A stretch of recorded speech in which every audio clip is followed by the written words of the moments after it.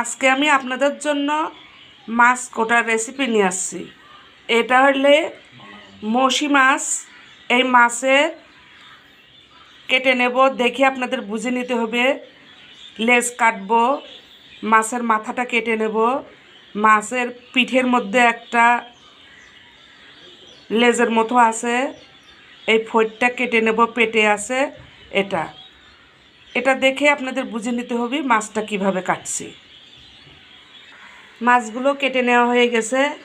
অবশ্যই মাছ কেটে পানির মধ্যে চুবাই রাখবেন, তাহলে মাছের চুচাগুলো নরম হবে। এই যে ডালিটা দেখতে পাচ্ছেন, এখন এই ডালির মধ্যে মাছগুলো দিয়ে দিব।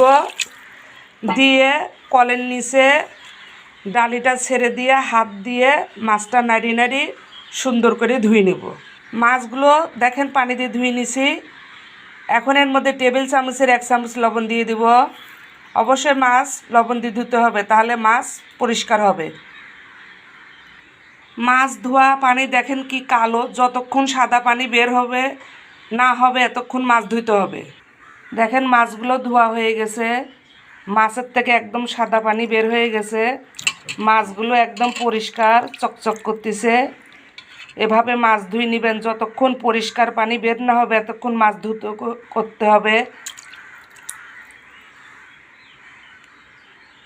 মাছ 2 বক্সের মধ্যে নিয়ে নিছি। এখানে আধা লিটার মাছ ছিল, আধা কেজি মাছ 2 ভাগে ভাগ করেছি। এভাবে মাছ বক্সে করে ঢাকনা আটকাইয়া ডিপ ফ্রিজে রেখে দিবেন। যখন মন চাবে তখন বের করে পানিতে ভিজাত দিয়ে রান্না করে নেবেন।